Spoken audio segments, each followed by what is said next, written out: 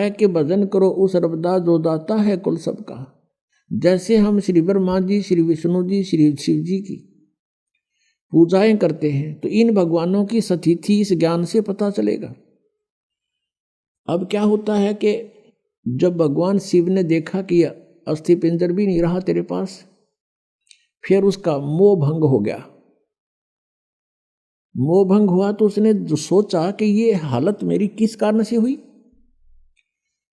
उसने अपनी सूझबूझ से ये ढूंढा, इसका कारण खोजा कि भी मैंने विवाह करवाया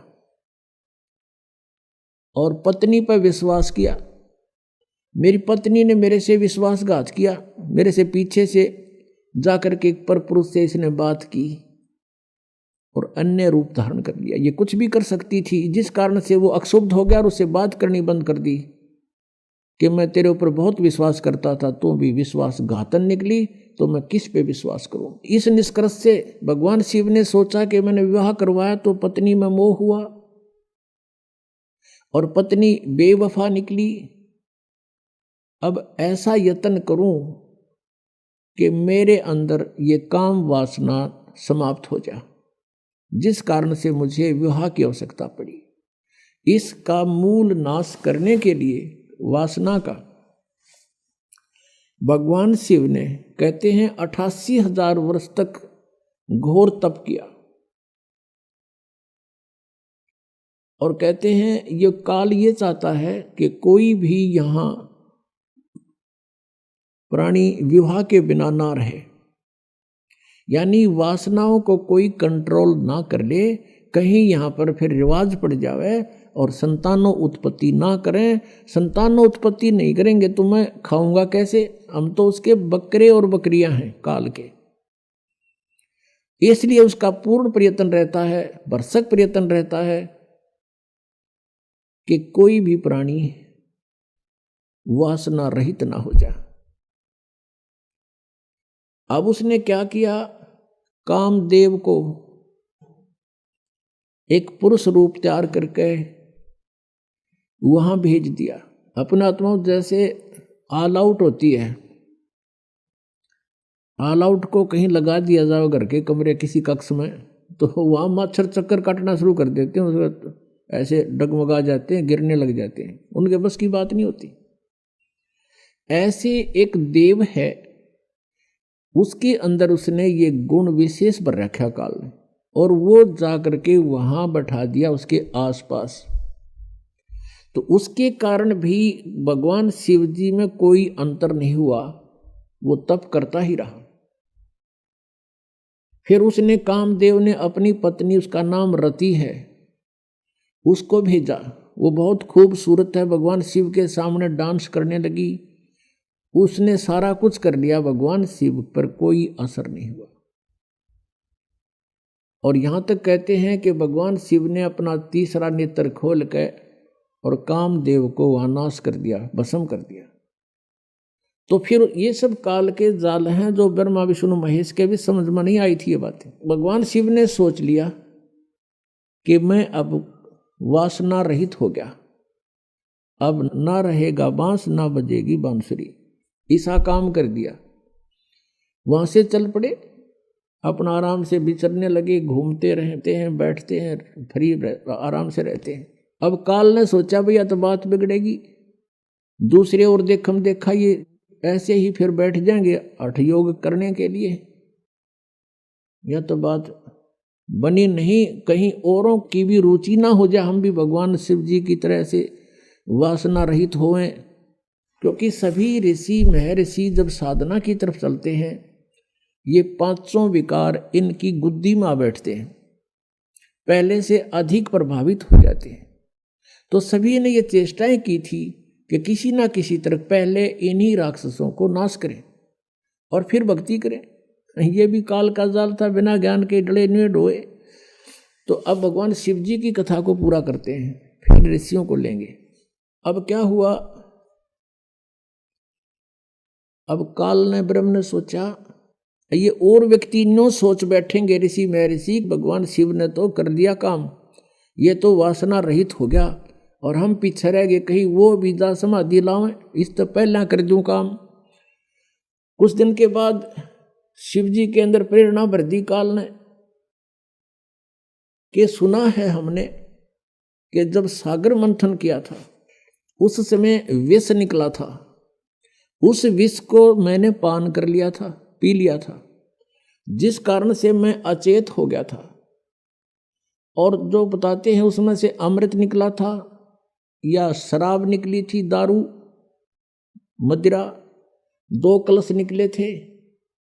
राक्षसों ने अमृत का कलश उठा लिया था और राक्षस यदि अमृत पी जाते तो अमर हो जाते।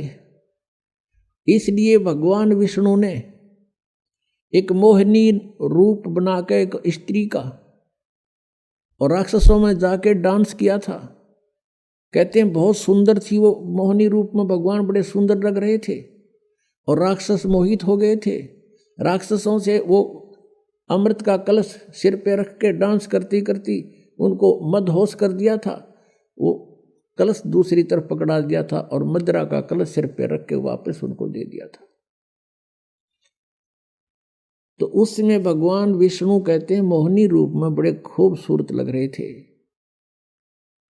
अब भगवान शंकर के मनमाई के भगवान विष्णु के पास चलते हैं, तो ठाली हो गया था ना पार्वती साथ में, तो चलो वहां बातचीत करते हैं और उनसे वो रूप देखूंगा। अब मैं होश हवास में हूं भाई, उस रूप को पूछूंगा कैसा रूप था, एक बार बना के दिखाओ। इस उद्देश्य से भगवान शिव जी आगे विष्णु जी के लोक में और बैठ गए उनकी पौड़ी में आके, उनके गेस्ट रूम में बैठ गए। विष्णु जी पता लगा अंदर से आए, कुशल मंगल हुई। कुछ देर के बाद भगवान शिव ने अपना उद्देश्य जाहिर किया, प्रकट किया कि मैं इस उद्देश्य से आया हूं। मैंने सुना है कि आपने सागर मंथन के समय एक बहुत सुंदर मोहिनी रूप बनाया था। भगवान मैं देख नहीं सका था, आज कृपा मुझे वो रूप बनाकर दिखा दो। भगवान विष्णु हंसने लगे कि हे भोलेनाथ, वो तो कोई सर्कमस्टांस थे और जब वो बनाना पड़ गया, ये बताओ नी रूप बनाऊं, कोई बात हुई या मुझे शर्म लगेगी। अब भगवान शिव जी कहने लगे कि जब तक आप मुझे वो रूप बनाकर नहीं दिखाओगे तब तक मैं यहाँ से नहीं जाता। मैं तो ये बैठ गया और बैठ गया उनके द्वार का आगे पार्क में, बगीची में हठ योग करके। भगवान विष्णु ने सोचा कि 88,000 वर्ष तक ये उड़ा बैठ के आ गए, अरे भी इसने आड़े चमटा गाड़ दिया, ये उठे नहीं। इससे पीछा छुटवाने के लिए भगवान विष्णु ने कहा, वहां तो उनसे कहा कि नहीं ऐसा नहीं हुआ करता, ये मुझे शर्म आती है, मैं नहीं ऐसा कर सकता। यूं कह के अपने घर में अंदर चले गए महल में। वहां से अंतर ध्यान होकर और उसी बाग में, सामने भगवान विष्णु का बाग था उस रेस्टोरेंट का, उसमें कुछ दूरी पर एक सुंदर लड़की का रूप धारण कर लिया। और भगवान शिव जी की दृष्टि जब पड़ी, भगवान शिव जी उठ कर चाल पड़े हैं और वो मोहिनी रूप आगे आगे चलने लगा, वो पीछे पीछे। भगवान ने भी स्पीड पकड़ दी, अच्छी दूर तेजी से चलने लगा और वो कभी वृक्षों से इधर हो जावे, कभी इधर से, और जाके भगवान शिव ने उसका हाथ पकड़ लिया। पहले भगवान शंकर पूछ रहे थे विष्णु जी से कि ईसा मोहिनी रूप के हो गया, सारे बावले बना दिए हुए राक्षस, उन सेना रहे आग भी, तो उसने कलश भी बदल दिया, ऐसे कभी हो सकता है, न्यू कह रहे थे।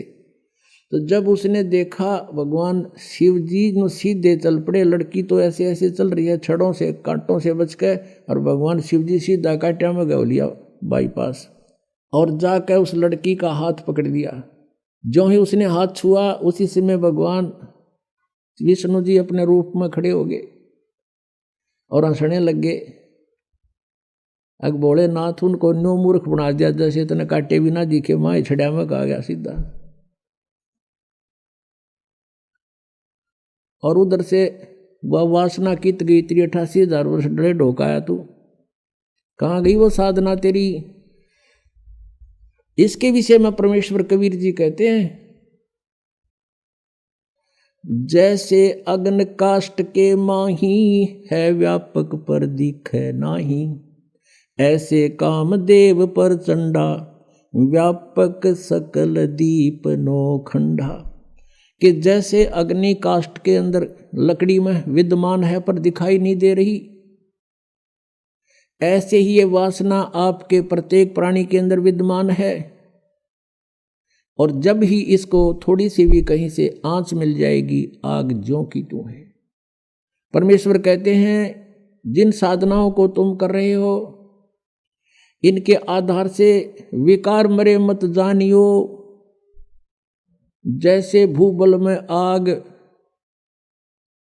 जैसे गोस्सा होता उपले, या कोई अग्नि को जो लकड़ी जल जाती है, धंधकती रह जाती है, उसको अंगार बोलते हैं। उस अंगार को राख में दबा दिया जाता है और कुछ घंटों के बाद उस राख को ऊपर से ऐसा लगता है जैसे ये बिल्कुल शांत हो चुकी है, उसमें कोई हीट नहीं रहती, गर्मी नहीं होती। और जब उसको निकाला जाता है तो वो आग, वो लकड़ी पहले से भी अधिक तेज मिलती है, धंधकती मिलती है, वो कोयला। तो यहाँ परमात्मा कहते हैं जो साधनाएं तुम करते हो ये व्यर्थ प्रयत्न डले ढो रहे हो। विकार मरे मत जानियो, जो भूबड़ में आग, ये थोड़े से दिन शांत हो जाते हैं और जब भी अवसर आता है ये न्यू के न्यू एज इट इज मिलते हैं। इनका तरीका बताया परमात्मा ने, जो हम साधना बताएं और ज्ञान आधार से ये आपके जो विकार हैं ये शांत हो जाएंगे और धीरे धीरे ये बिल्कुल नॉर्मलाइज हो जाएंगे। खत्म नहीं होते लेकिन नॉर्मलाइज हो जाएंगे और ज्ञान के रस्से से ये बांध दिए जाएंगे, फिर ये हिल नहीं सकते। अब कितना ही शरारती पशु है, उसने अच्छा करड़ा बांध दिया मोटे रस्से थे, वो करें जाएगा फूं फूं, अपनी थोड़ी बहुत रेंज होती है उसकी, तो वो हानि नहीं कर सकता। ऐसे ये परमात्मा के ज्ञान से और इस भक्ति की शक्ति से ये ऐसे कंडम हो जाएंगे। ये बकवास करेगा, मन की आदत है, क्योंकि किस ब्रह्मांड का स्वामी है, लेकिन इस ज्ञान रूपी रस्से से ये इतना तगड़ा बांध दिया जाता है, ये अपनी मर्यादा को लांघ नहीं सकेगा। अब प्रसंग चल रहा है कि हम जिन भगवानों की भक्ति करना चाहते थे और जिनको हम सुखी मानते थे, उनकी ये हालत है। और जिन मंदिरों में हम जाकर पूजा करते थे वो स्थान क्या था? अब तत्व ज्ञान की इस रोशनी से अब हमें ज्ञान हुआ। अब जैसे कोई भी साधक है, क्योंकि ये आत्मा जब से भगवान से बिछड़ी है, कुछ ही समय के बाद इसको उसकी आवश्यकता महसूस होगी थी, और उसके बाद ये उसी दिन से प्रयत्नरत है, प्रयत्नशील है कि मुझे वो परमात्मा, वो सुख मिले जिसको मैं छोड़ के आई थी। तो यहाँ के इस झूठे सुख को इस काल ने आधार बता दिया। कबीर साहब कहते हैं झूठे सुख को सुख कहे, ये मान रहा मन मोदे, ये सकल तभी ना काल का भाई, कुछ मुख में कुछ गोद। झूठे सुख को सुख कहे। झूठा सुख क्या है? पुत्र हो जा, पुत्री होगी, एक कार हो, एक कोठी हो जा, और फिर कोई पोस्ट मिले, या तो कोई अधिकारी ऊंचा बन जाऊं, या फिर कोई एमएलए, एमपी, मंत्री, मुख्यमंत्री, प्रधानमंत्री बनूं, ये आशा रहती है। अब परमात्मा कहते हैं यहाँ 21 ब्रह्मांड में जिस तरीके से तू सुख ढूंढ रहा है, इस सुख नहीं है। और सुख भी कैसे होगा? जिन वस्तुओं को तू संग्रह करके प्राप्त करने की इच्छा से और संग्रह करता है, वो सुखदायी नहीं है। निर्धन सोचता है धनवान सुखी, धनवान को सोपन में भी सुख नहीं है। उसका बहुत बड़ा व्यवसाय होता है, पता नहीं कहाँ घाटा हो रहा है, कहीं लाभ हो रहा है। रात और दिन उसी चिंता में, टेंशन में वो सो जाता है, नींद भी नहीं आती है, फिर उठ जाता है। अब धनवान सोचता ही राजा लोग सुखी होंगे, मंत्री, मुख्यमंत्री, प्रधानमंत्री, एमएलए, एमपी, इनको स्वप्न में भी सुख नहीं है। क्योंकि जो एमएलए या एमपी बनता है वो बहुत से व्यक्तियों का नुमाइंदा होता है, और कोई ना कोई उसकी बाह पकड़ने रहे, चल मेरा काम कर। दिन में 100 आदमी जावेंगे तो 100 झूठ बोलनी पड़ेंगी उसने, वो इतना किस किस के काम करा देगा। और बैठा होगा घर, फोन पर कह देगा, कह दो बाहर जा रहा है, यानी टेंशन रहित नहीं हो सकता। यही स्थिति मंत्री और मुख्यमंत्री, प्रधानमंत्री की जानो, तो यहां जीव सुखी नहीं, और पिछले पुण्य का नाश कर रहे हैं अपने का ये। अब परमात्मा कहते हैं, अगम निगम को खोज ले, बुद्धि विवेक विचार, उदय अस्त का राज मिले, तो बिन नाम बेगारे। ओए होए, तुम देख एमएलए, एमपी, सरपंच बन गए, इसम का पीटन लग गए। कहते हैं उदय अस्त का राज तुम्हें दे दे, और यदि ये भक्ति तुम्हारे पास नहीं है तो तुम बेगार कर रहे हो। बेगार, बेगार की परिभाषा बताते हैं। एक समय एक टेम्पू वाला प्रतिदिन सवारी लेने आता था, वो एक दिन नहीं आया। अगले दिन उसके साथियों ने पूछा कि दूसरे जो टेम्पू वाले थे कि कल नहीं आया, क्या कारण था, कुशल तो है। उसने बताया, कल मैं बेगार में फंस गया था। आज से 40 वर्ष पहले की बात है। उस समय क्या होता था, पुलिस वालों के पास कन्वेंस नहीं होते थे थानों में, और वो किसी ऐसे ही ट्रैफिक में से किसी की कोई जीप पकड़ दी, या कोई बड़ा 3 व्हीलर था वो पकड़ लिया, उसको ले गए कहीं रेड लगाने के लिए, मुर्जिम पकड़ने के लिए, या कहीं उन्होंने छापा मारना होता है, रेड डालनी होती है, वहाँ ले गए। तो उस दिन क्या होता है, उसको 4 बजे उठा लिया सुबह, और ले गए इधर के उधर, उधर के उधर, चलो वहाँ चलो वहाँ। और वो तेल भी अपने पल्ले से डाल रहा है, खाना भी अपने पल्ले से खा रहा है, और 1 मिनट की फुर्सत नहीं, सारा दिन इधर चल उधर चल। रात के 12 बजे छोड़ा, तो सुबह बता रहा था, कल मैं बेगार में फंस गया, 200 रुपये का नाश हो गया। उस समय 200 रुपये आज के 20,000 रुपये, समझ लो कि 20,000 रुपये घर पे खर्च कराया, और 1 मिनट की फुर्सत नहीं, चलो चलो रही, रेल बनी रही मेरी, और 200 रुपये भी अपने पल्ले से बर्बाद कर दिया, पूंजी भी नष्ट करी। इसको बेगार बोलते हैं, यानी इनकम हुई नहीं और खर्चा खूब, 1 मिनट चैन नहीं, समय नहीं, कहीं भी रेस्ट नहीं। तो ऐसे ये उदय अस्त का राज भी किसी को मिल जाए पूरी पृथ्वी का, वो राजा भी ऐसे बेगार कर रहा है, क्योंकि वो अपनी पिछली पूंजी को बर्बाद कर रहा है, और चैन 1 मिनट की नहीं उसने। पुण्यात्मा, हम सुख की परिभाषा ही बोल चुके हैं। एक व्यक्ति के 3 बेटे थे, एक की मृत्यु होगी। अब वो रोए बेचारा, उसको सांत्वना देने के लिए आए। उनमें से एक व्यक्ति ऐसा भी था जिसका एक का पुत्र था, और उसकी मृत्यु भी 3 वर्ष पहले, 4 वर्ष पहले हो चुकी थी। तो उन्होंने बताया, वो सांत्वना व्यक्त करने वालों ने, कि भाई अब कुछ नहीं बनने वाला, संतोष करो, देखो इसका इकलौता पुत्र था, वो भी मृत्यु को प्राप्त हो गया, इसने भी संतुष्टि कर ली, सब्र करो।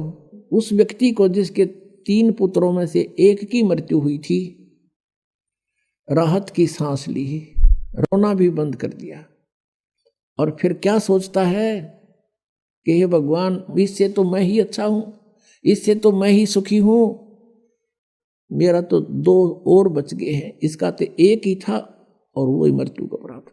बताओ, इससे उसने क्या मिल गया? क्या वो लड़का जीवित हो गया?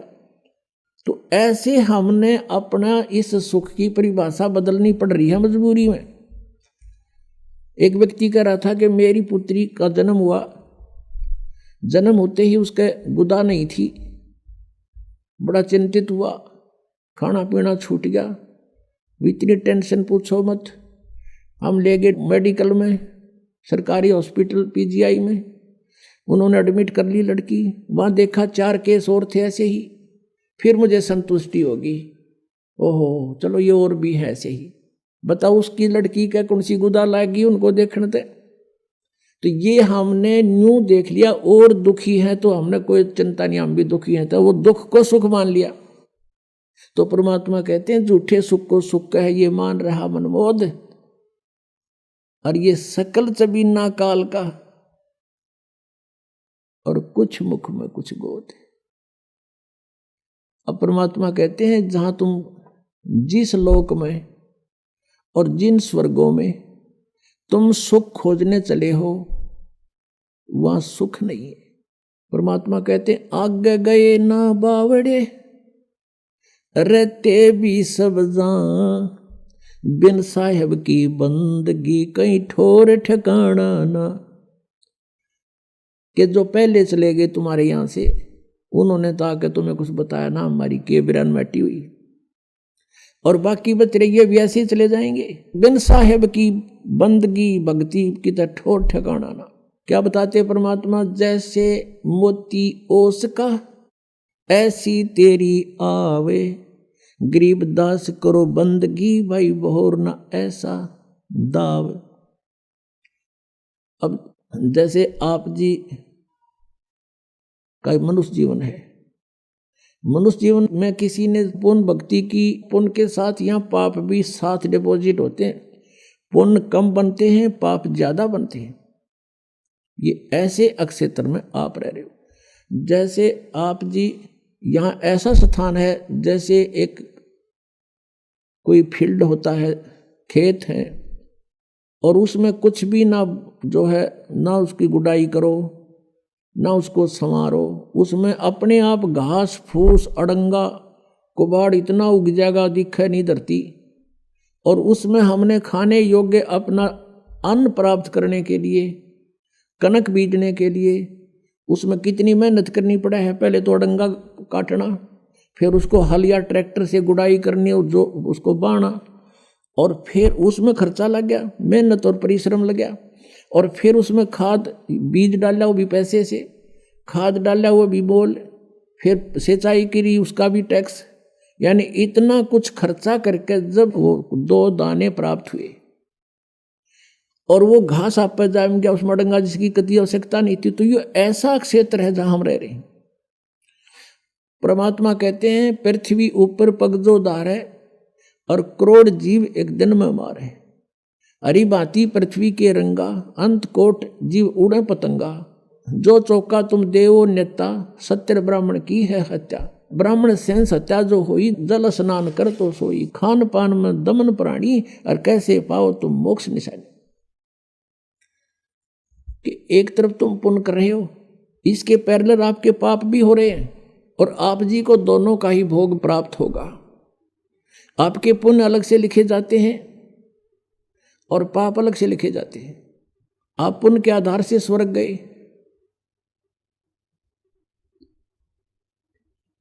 तो यहां थोड़ा कंसेप्ट क्लियर करना पड़ेगा कि जैसे आप जी एक पूर्ण परमात्मा परम अक्षर ब्रह्म को छोड़कर अन्य किसी को इष्ट बनाकर किसी भी प्रभु की, देव की पूजा करते हो, भगवान की, पुरुष की, जैसे सरपुरुष और अक्षर पुरुष। गीता जी अध्याय नंबर 15 के श्लोक 16-17 में 3 पुरुष बताए हैं, कि सरपुरुष, एक अक्षर पुरुष, एक परम अक्षर पुरुष। उत्तम पुरुषत्व अन्य वो परम अक्षर पुरुष है, परम अक्षर ब्रह्म है। गीता जी अध्याय नंबर 8 के श्लोक नंबर 3 में जिसके विषय में कहा गया कि वो परम अक्षर ब्रह्म है। अर्जुन ने जब गीता जी अध्याय नंबर 8 के श्लोक नंबर 1 में प्रश्न किया था, उसका उत्तर 8 के 3 में दिया। तो ये 3 पुरुष हैं, सरपुरुष भी नाशवान, अक्षर पुरुष भी नाशवान, केवल परम अक्षर पुरुष, परम अक्षर ब्रह्म, ये अविनाशी परमात्मा है। आज का जो सत्संग का विषय है, भजन करो उस सर्वदा जो दाता है कुल सबका। अब ये कंसेप्ट क्लियर करने के लिए सारा कुछ इतिहास जीवनी सुनाई जा रही है। अब सरपुरुष भी नाशवान, अक्षर पुरुष की भी क्लियर स्थिति है कि ये भी अविनाशी नहीं, बेशक नाम इसका अक्षर पुरुष है। और वो परमात्मा तो अन्य ही है।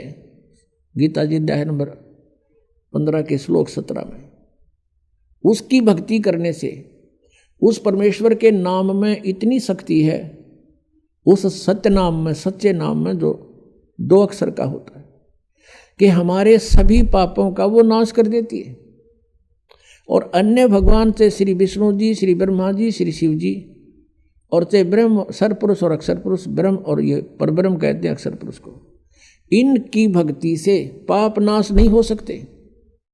वर्क डन सभी को मिलेगा, जो किया है वो फल अवश्य प्राप्त होगा, पाप भी मिलेगा, पुण्य भी मिलेगा। इसलिए उन भगवानों की भक्ति से जीव सुखी नहीं हो सकता, क्योंकि अगर पुण्य के कारण कहीं स्वर्ग में 2 घंटे रुक आए तो बाकी 20 घंटे उन पापों को भोगना पड़ेगा। इतने अत्यधिक पाप बनते हैं। पुण्य तो करने से बनते हैं और पाप अपने आप बनते हैं यहां पर। अब प्रसंग क्या है, अब कारण क्या है कि जैसे किसी ने लाइसेंस बनवा रखा है, ड्राइविंग लाइसेंस यानी गाड़ी चालक का लाइसेंस बनवा रखा है, सर्टिफिकेट, तो वो गाड़ी चलाता है, यदि उससे दुर्घटना हो जाती है तो वो 90% बरी है कि भी ये ट्रेंड आदमी है, ये अनजान नहीं था, इत्तेफाक से दुर्घटना होगी, किसी दूसरे की भी गलती से हो सकती है, तो इसलिए इसको निर्दोष साबित कर दिया जाता है। और जिसके पास लाइसेंस है नहीं, गाड़ी चला रहा है, उससे दुर्घटना हो जाती है तो सीधा अंदर जेल में होता है वो, उसका कोई विकल्प नहीं। उससे कोई मृत्यु हो जा गाड़ी के नीचे, उसका कोई विकल्प नहीं बचाव का। तो ऐसे जो बगैर गुरु के यानी लाइसेंस बनवाए अधिकारी के बिना अधिकारी होते हैं, ये सभी नहीं होते। अब जैसे राजा परीक्षित को सर्प ने डसना था और बताया गया उसको कि किसी को गुरु बना और उससे श्रीमद् भागवत की कथा सुन। अब वहां पर उसके लेखक भी बैठे थे, व्यास जी, उसने भी गुरु बनने से इनकार कर दिया और पाठ कथा करने से भी इनकार कर दिया, क्योंकि वो अधिकारी नहीं थे।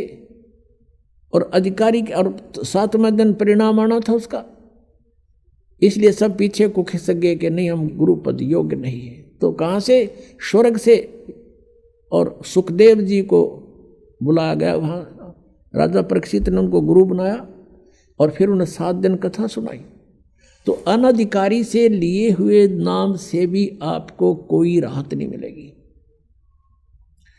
अधिकारी से लिए हुए नाम से भी आपको राहत मिल सकती है कि इच्छा कर मारे नहीं, बिन इच्छा मर जा।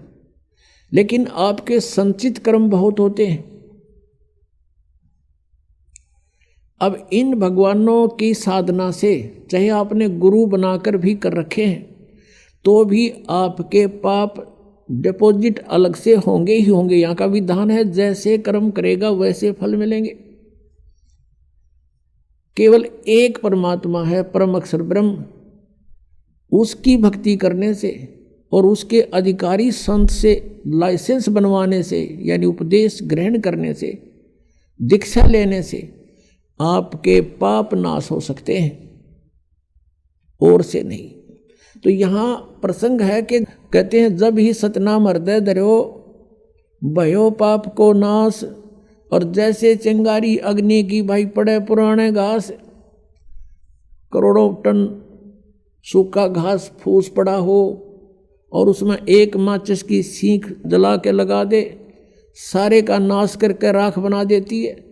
और चलती हवा उसको इधर उधर, आंधी तूफान उसको उठाकर फेंक देता कहीं का कहीं, वो अक्षेत्र क्लियर भी हो जाता है। ऐसे ही परमात्मा कहते हैं, जैसे सूरज के आगे बदरा ऐसे कर्म छयारे, और प्रेम की पवन करे चित मंजन झलके तेज नयारे। प्रेम की पवन चलेगी जब परमात्मा के मंत्र के साथ, वो तो फूंक देगा और फिर प्रेम की पवन और करे चित मंजन, भगवान में एक प्यार जागृत होगा, आंखों से आंसू चलेंगे। कहते फिर वो हवा फेंक देगी, उस सारी राख को भी कहीं की कहीं पटक देगी। अब ये क्लियर हुआ कि जो भगवान परमेश्वर कबीर जी की साधना करते हैं, उनके संचित कर्म भी और उनके प्रारब्ध के कर्म भी नाश होते हैं। लेकिन भगवान ब्रह्मा विष्णु शिव और ब्रह्म और सरपुरुष यानी ब्रह्म और परब्रह्म अक्षर पुरुष तक सरपुरुष और अक्षर पुरुष, इनकी भक्ति से ना तो प्रारब्ध में कोई परिवर्तन हो सकता और न ही आपके संचित कर्म का नाश हो सकता। क्रियमान कर्म ज्ञान से कुछ बचाव हो जाता है, संतों का संग करने से, ज्ञान के समझने से कुछ पापों से, क्रियामान पापों से बच सकते हैं। जो कर रहे हैं उनसे कुछ फर्क पड़ जाता है, लेकिन प्रारब्ध में कोई परिवर्तन नहीं होता।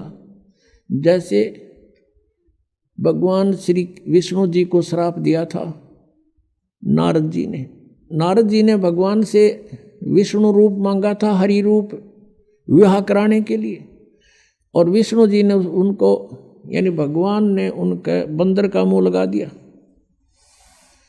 जब नारद जी को पता चला कि तेरे साथ शरारत कर दी विष्णु जी ने, उसको श्राप दे दिया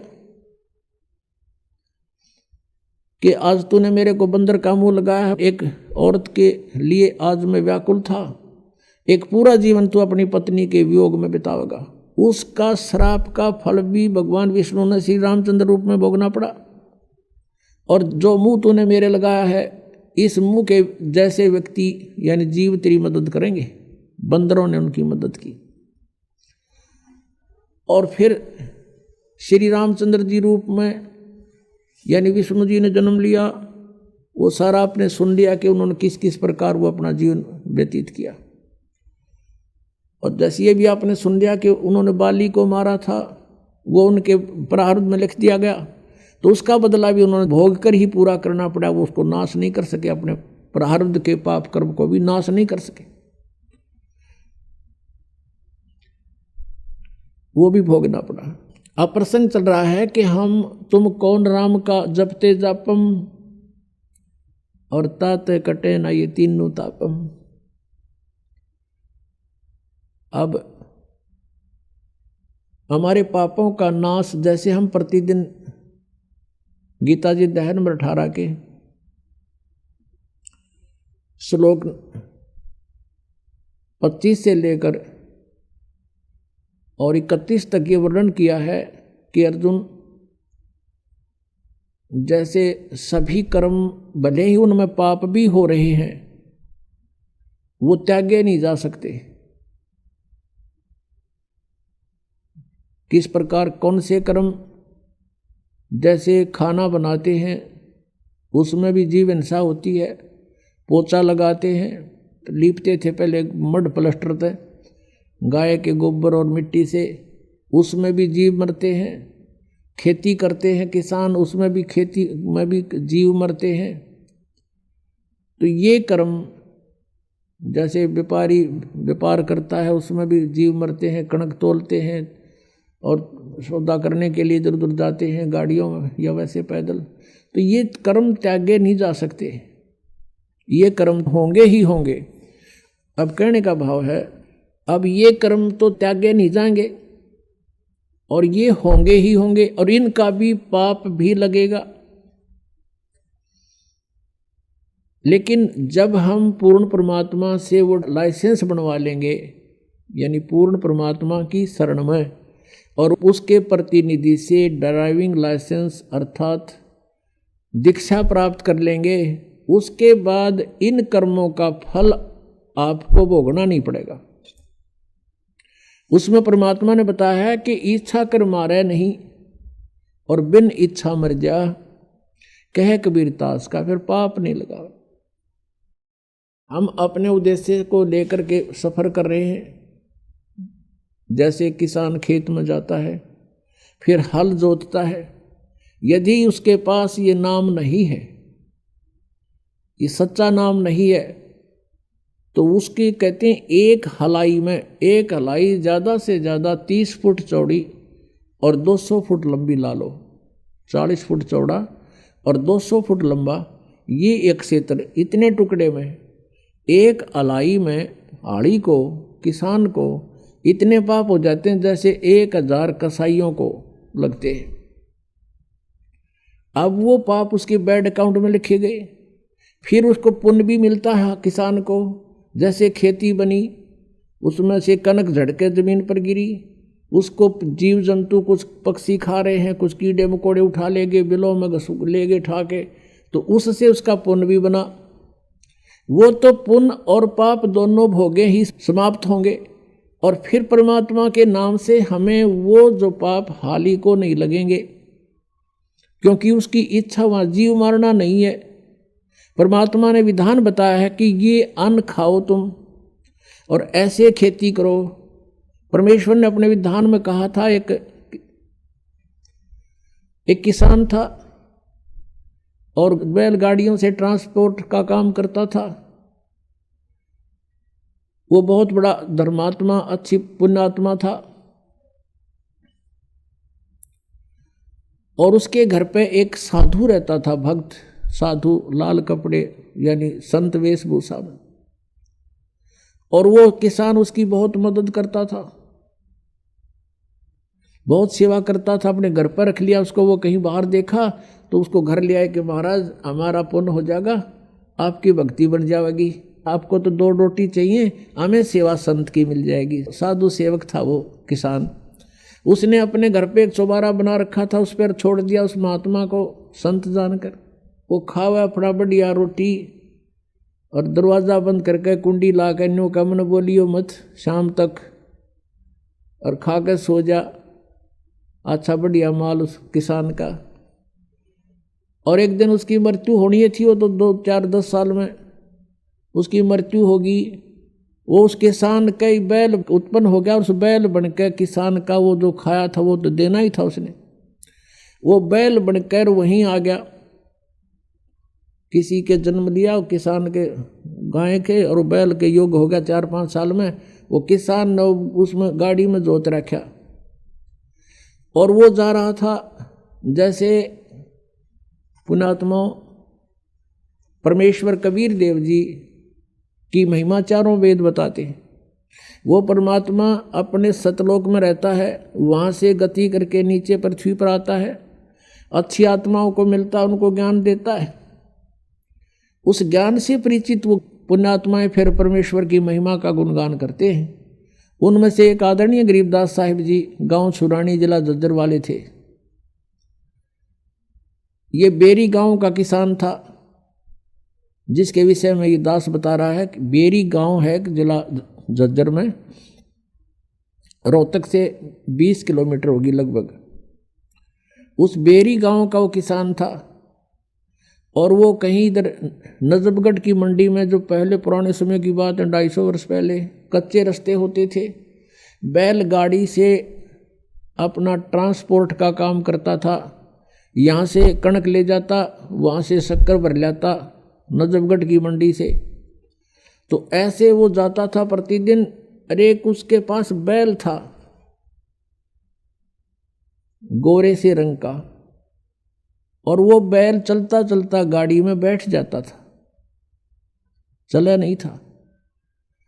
फिर उसका दे लट्ठा अच्छी पिटाई करके फिर खड़ा होता था, फिर कुछ देर दूर चलता था, फिर बैठ जाता था।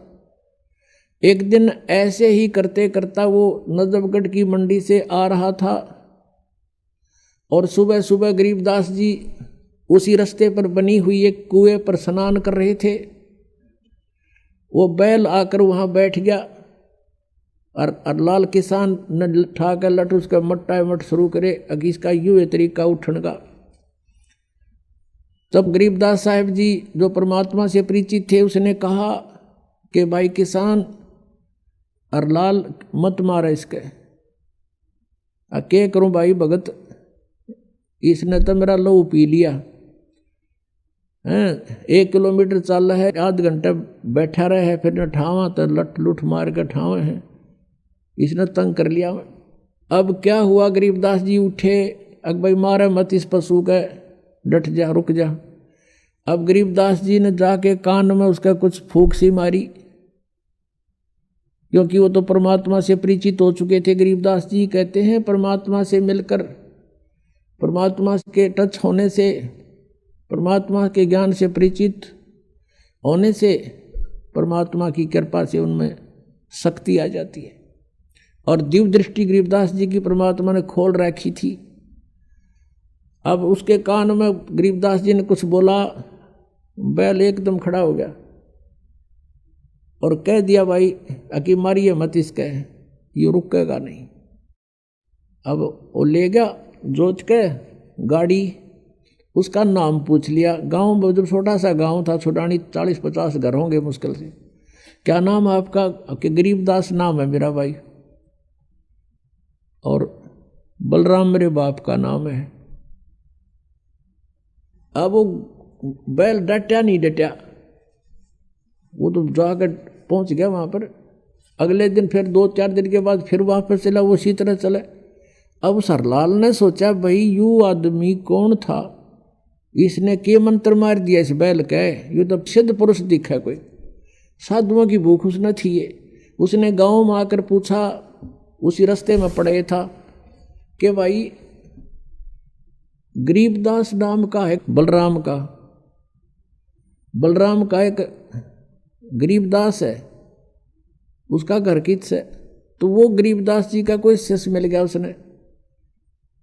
तो वो बोला, भाई वो आम आदमी को नहीं, वो तो परमात्मा समझ लो, उन्नत है, भगवान मिले थे और संत है, वो आम आदमी नहीं है। ने बोला, भाई जब बात या बात बनी। कहने लगा, मैंने उसे दर्शन तक कराओ, कहाँ है उसका घर, बता दिया कि वो सामने में ले चलता हूँ।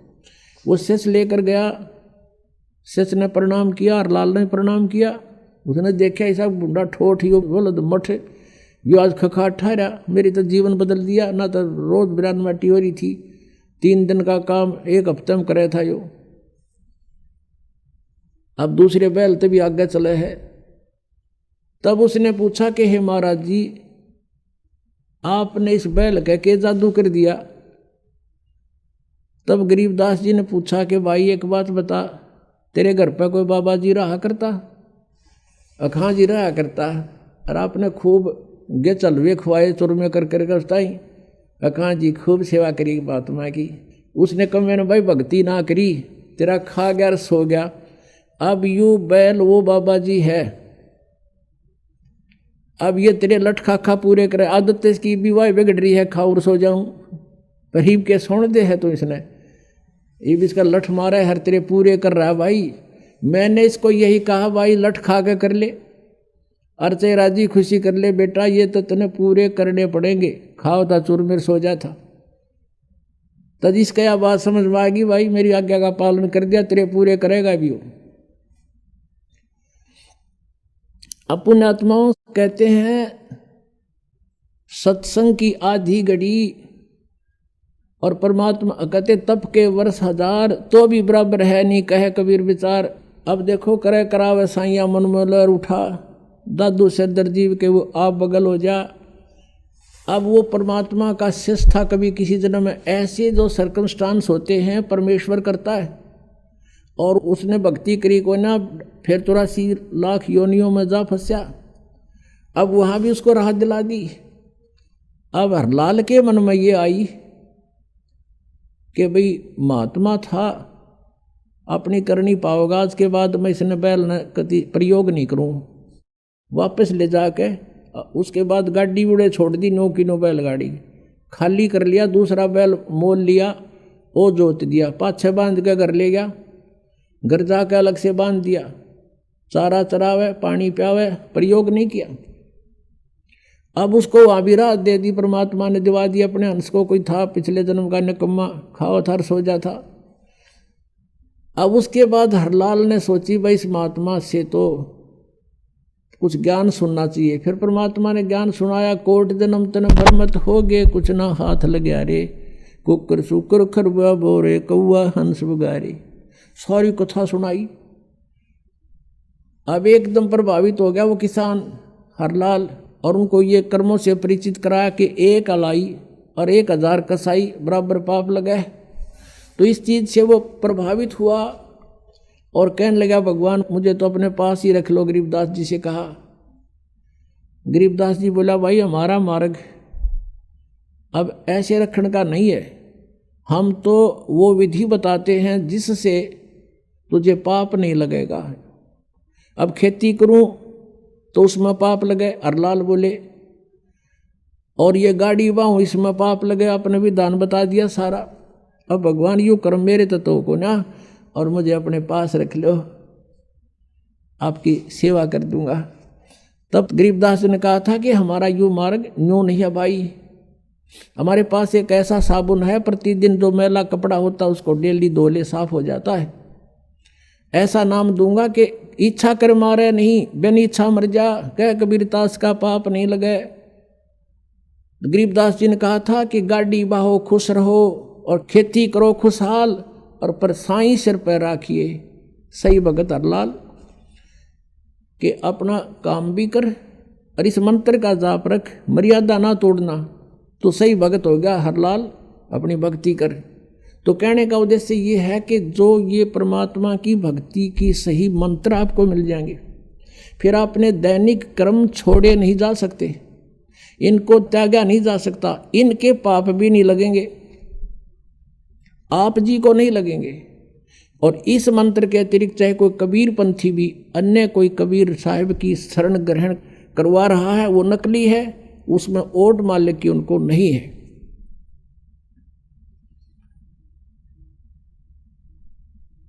तो प्रसंग चल रहा है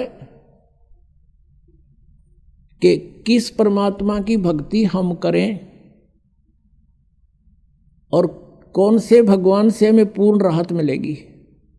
तो ऐसे जो साधना आपने देखी, भगवान विष्णु, भगवान ब्रह्मा, भगवान शिव जी की साधना, और उनकी आप पे दुर्गति, आप ही कर्मों के फल को उन्होंने भोगना पड़ता है। तो इनके उपासकों को क्या राहत मिलेगी, अंडरस्टूड है। ब्रह्म के बारे में आपको बता दिया कि ब्रह्म का ओ मंत्र है और ब्रह्म केवल 21 ब्रह्मांड का स्वामी है, यह सरपुरुष है, इसको ज्योति निरंजन भी कहते हैं। इसकी भी मृत्यु होती है, इसके अंतर्गत जितने भी प्राणी हैं ये भी स्थिर नहीं है। और जब तक जन्म और मृत्यु है जीव को सुख नहीं हो सकता, परम शांति नहीं हो सकती। अक्षर पुरुष ये 7 संघ ब्रह्मांड का स्वामी है, 7 संघ ब्रह्मांड का, और इसकी भी जन्म मृत्यु होती है। इसके अंतर्गत सभी प्राणी भी नाशवान है, भले उनकी आयु लंबी है, और सभी योनियां उनको भोगनी पड़ती। और इनके अंतर्गत अक्षर पुरुष को भी इष्ट मानकर, यानी परब्रह्म को भी इष्ट मानकर जो साधना करना चाहता है वो भी परम शांति को प्राप्त नहीं हो सकता। केवल परम अक्षर ब्रह्म, परम अक्षर पुरुष, उस परमात्मा की भक्ति और उसी के नुमाइंदे परम संत से लेकर जो करेगा उसको सब लाभ होगा। एक समय गरीबदास जी जो परमात्मा से परिचित हो चुके थे, सतलोक सचखंड को स्वयं आंखों देख कर आए थे अपनी आत्मा से, उनको वापस छोड़ दिया था कबीर परमेश्वर ने, उनके ज्ञान योग को खोल दिया था, दिव्य दृष्टि को खोल दिया था। उसके बाद कबीर परमेश्वर ने अपने उद्देश्य अनुसार उनसे अपनी अमृतवाणी, अपनी महिमा का ज्ञान पुनः उच्चारित करवाया गरीबदास साहिब जी से। आदरणीय गरीबदास साहिब जी ने वो वचन परमात्मा की आंखों देखी महिमा बोली, और एक गोपाल दास नाम के एक दादूपंथी संत थे, उन्होंने, भगत ने, वो सब परमात्मा की महिमा की वाणी गरीबदास जी के मुखारविंद से उच्चारित लिपिबद्ध की गई। उस वाणी में इतनी कसक है, जैसे आप जी को हम नित्यनेम के लिए देते हैं, सुबह सुबह की वाणी, शाम की आरती, दोपहर की रामायणी, 3 समय की हम आपको भक्ति बताते हैं। ऐसा ही वेदों में विधान है कि परमात्मा की भक्ति 3 समय की होती है।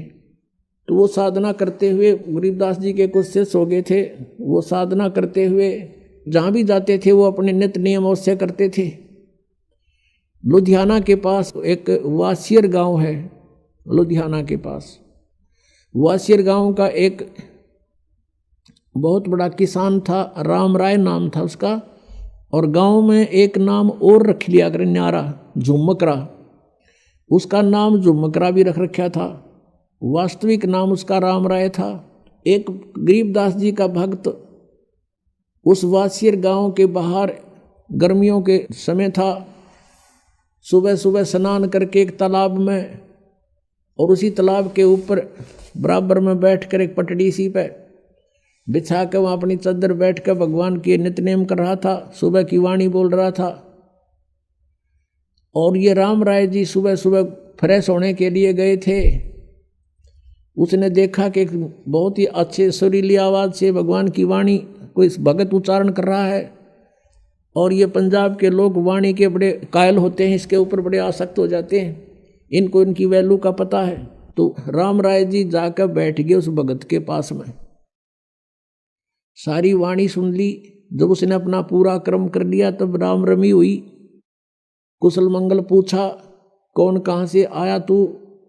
उस भक्त ने बताया कि मैं ऐसे ऐसे उस गांव का हूँ और किसी कामवश जा रहा था, पहले पैदल चलते थे और यहाँ बैठ के मैं अपनी भक्ति कर रहा था। तब उस राम राय ने पूछा कि ये वाणी गुरु ग्रंथ साहिब में तो है नहीं, आप किसकी वाणी पढ़ रहे थे? बहुत ही आत्मा को खींच रही थी ये वाणी, इसके शब्द मेरे हृदय में जगह बना रहे थे। तो उस भक्त ने बताया कि मेरे गुरुदेव के द्वारा बोली अमृतवाणी है। राम राय ने पूछा कि ये संत ऐसी अमृतवाणी जिसने बोली है वो विद्यमान है शरीर में या शरीर छोड़ गया? भक्त ने बताया कि अभी विद्यमान है। पूरा एड्रेस ले लिया राम राय ने। वो सरदार जी वहां से चल पड़ा। वहां से चलते चलते कहाँ पहुंचा? गांव छुडानी में। जो ही वो सुबह सुबह पहुंचा तो गरीबदास साहब जी वो किसान थे, खेती करते थे, जमीन बहुत थी, और एक क्योंकि ये संत जो होते हैं वो भगवान से परिचित हो जाते हैं, सभी ज्ञान से परिचित थे। ऐसे ही वेदों में लिखा है कि जैसे यजुर्वेद अध्याय नंबर 40 के मंत्र 15 में लिखा है, वायु अनिलम अथिदम भस्मांतम शरीरम ओम कर्तु समर किलवे समर कर्तुम समर। ओम नाम का जाप काम करते करते सेवन करो, विशेष कसक के साथ सेवन करो, मनुष्य जीवन का मुख्य उद्देश्य जानकर ओम का जाप करो, ये तो है ब्रह्म साधना। फिर उसने बताया कि उस परम अक्षर ब्रह्म 40वें अध्याय के 17वें मंत्र में तुरंत कहा है यजुर्वेद में कि वो पूर्ण परमात्मा तो ऊपर प्रोक्ष है, वो तो गुप्त है, मैं ब्रह्म हूँ, मेरा एक ओम नाम है। उस परमात्मा की भक्ति करनी है तो तत्वदर्शी संत बताओगे उसका ज्ञान। यजुर्वेद अध्याय नंबर 40 के श्लोक 10 से लेकर 13 तक तत्वदर्शी संत की महिमा की जानकारी दी है। बताइए कि उनसे पूछो, वो बताओगे। तो वो उनको मिला नहीं, तो उन्होंने जैसे बच्चा कोई गेम खेलता है तो उसका जिला स्तर पर खेलता है तो भी वही नियम होते हैं, और उसको स्टेट लेवल पर खेलता है प्रांत स्तर पर तो भी उसके वही नियम हैं, और जो राष्ट्र स्तर पर खेलेगा नेशनल लेवल पर तो भी उसके वही नियम होते हैं। तो जितने भी साधना है साधक यही नियम थे कि जैसे सूक्ष्म वेद में परमेश्वर ने आके बताया कि नाम उठत नाम बैठत नाम सोवत जागवे, नाम खाते नाम पीते नाम से ती लागवे। यानी कर्म योगी बने रहना और भक्ति करो, चलते फिरते उठते बैठते, कोई विशेष स्थान पर बैठने की विशेष आवश्यकता नहीं। अगर समय है, कोई काम नहीं है तो बैठ के करने में कोई पाप नहीं, किसी प्रकार लेट के बैठ के भी कर सकते हो। इस आधार से गरीबदास जी सुबह सुबह अपना खेतों में सैर सपट्टा भी हो जाता, और आते समय वो घूम फिर के आते थे और पशुओं का चारा कुछ काट कर खेतों से सिर पे रखकर बंडल बरोटा वो लाते थे। तो अब राम राय ने जाके पूछा, भाई गरीबदास महाराज का घर कहाँ है? कोई भक्त मिल गया, उसने कहा कि सामने चले जाओ। कोई शरीफ साहब भी मिल गया, वो कहने लगा सामने जाओ, और वो उनका मकान है। वहाँ गए तो वहाँ 5-4 भक्त बैठे थे, इंतजार कर रहे थे गरीबदास जी की, प्रतिदिन मिलने आते थे। उनसे पूछा, भाई महाराज जी कहाँ हैं? राम राय ने। उन्होंने कहा, भाई खेतों में गए हुए हैं। राम राय जी ने पूछा, कितनी देर में आएंगे? साधु संत का कोई भरोसा नहीं, आओ तब आ जाना, तो 12 बजे भी आवे। उनकी मौज है, खेत में गए हैं, कहीं काम भी लग गए होंगे। अब राम राय जी ने सोचा, भी मेरे तरफ है, संत की दर्शन करूं, पीछे आहार करूंगा। अब 250 पोस आ गया, यानी वहां से 400 किलोमीटर पहुंच गया हूं। 10 कदम और भर लेता हूं। उनसे पूछ लिया किस साइड में गए हैं, कि साहब ने चला जा रास्ता है। अब राम राय जी उस रास्ते चल पड़े और बता दिया था कि आगे एक कुआं है, एक झोंपड़ी मिलेगी, वहां शायद वहां मिल सकते हैं। उसने सोचा चल इतनी दूर आया हूं, साधु के दर्शन करके आहार करूंगा। आगे से क्या देखा, गरीबदास जी आ रहे हैं, सिर पे पशुओं का चारा लेकर, बरोटा ज्वार का, किसान रूप में। वो तो एक सिंपल जैसी वेशभूषा हरियाणा की थी, धोती और कुर्ता, उसी में अपना आ रहे थे। और राम राय जी का दृष्टिकोण था कि साधु संत पावेगा या तो गल में माला होगी, बड़ी बड़ी जटा होगी, दाढ़ी बढ़ी होगी, राख रमा रखी होगी, शरीर के ऊपर हाथ में चमटा होगा, या कति लाल कपड़े होंगे, मुंड मुंडा रखा होगा, तिलक ला रखे होंगे। इस इमेजन से उसने अपने हिसाब से ऐसा इमेजन बना रखा था कि साधु ही साफ पाओगा। उधर से अंतर्यामी थे गरीबदास जी, वो जान गए भगत आवे है। भगत ने पूछा, राम राय ने उससे गरीबदास जी से कि भाई किसान, मैंने महात्मा गरीबदास जी से मिलना है। वो कहाँ से मिलेंगे, आपने देखा? इधर बताया कि इधर आए हुए हैं। गरीबदास जी कहने लगे कि आजा भाई मेरे साथ, मैं मिलाऊंगा गरीबदास जी से, आजा मेरे साथ। अगर नहीं इधर बता रहे हैं कि कहने लगे मेरे साथ आजा, मैं मिलाऊंगा तेरे को। अब गरीबदास जी को पता था यदि मैंने अब इसको ये कह दिया कि मैं गरीबदास हूं